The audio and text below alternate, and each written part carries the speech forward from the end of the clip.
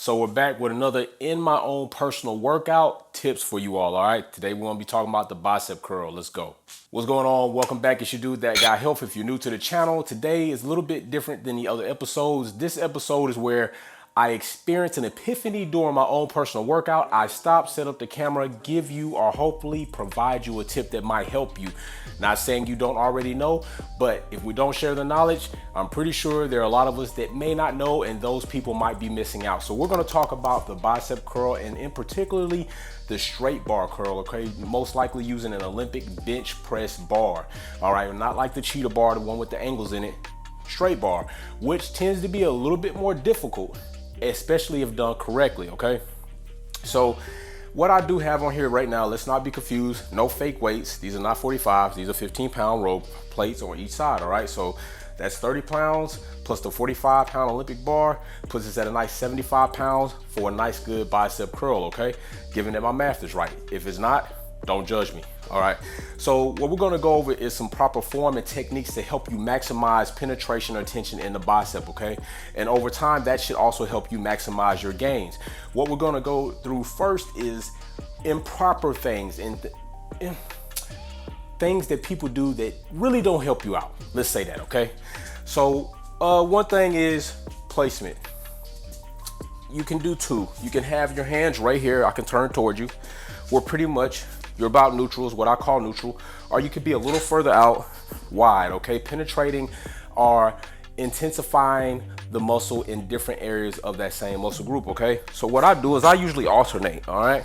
So I'm gonna go in here first. Now, usually what I'll see people do is one thing is the humping, okay? So you're humping to get the weight up. Now, if you're humping, it's either one, your form is just jacked, two, you have too much weight on the bar, therefore your form is still jacked, all right?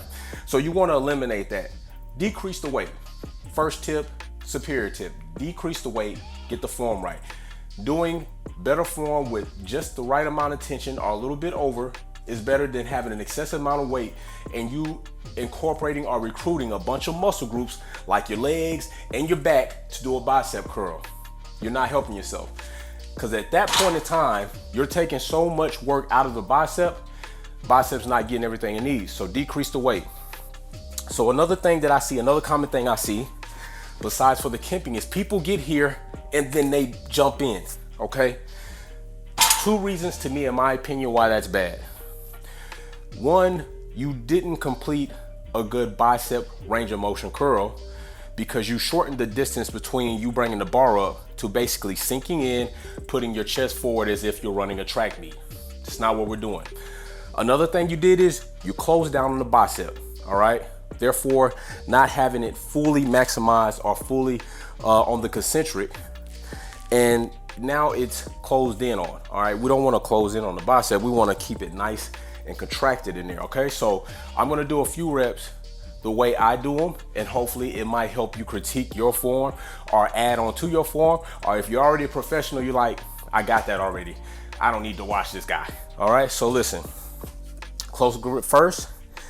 What I'm gonna do is allow my arms to hang, gonna protract my shoulders back, get my elbows nice and down, and I'm gonna come up, not kimping, I'm gonna allow my biceps to do the work, and I'm not gonna come into the body. I'm literally trying to set a point out here and have the bar go out there as I come up, and you'll notice I won't fully clench down at the top. I'm gonna stop where I can meet maximum concentration or maximum contraction, and then I'm gonna proceed to go in the eccentric, which is going back down to the reset position, nice and controlled. I'm not just gonna let the weight drop. We're gonna do work both directions, concentric and eccentric, all right? So here we go. Boom. Keep my head up. Most people like to look and do all the glamour stuff. You're taking, not only are you using energy that you could utilize in doing another bicep curl, but you're messing up your form as well. So I wanna look ahead or just slightly down. Boom.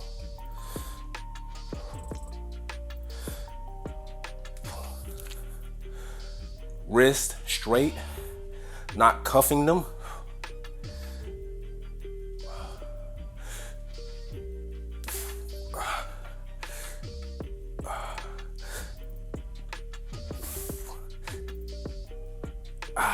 Come on.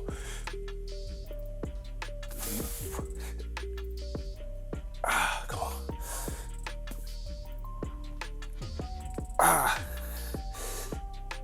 One more.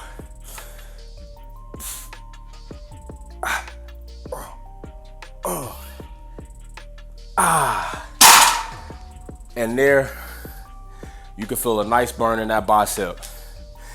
Might not take 10 reps, 12 reps.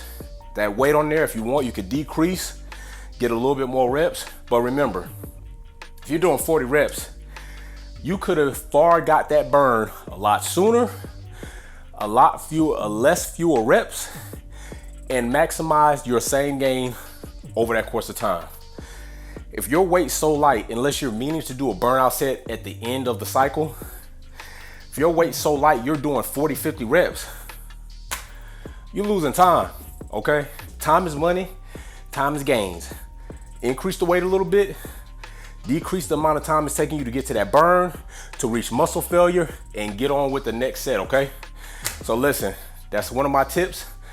Another one of my tips to help you out. I'm about to get back in this workout, crank up this music, watch the stock market. Thank you all for supporting the channel. Subscribe, like. I'm out. Oh, you know what I usually say.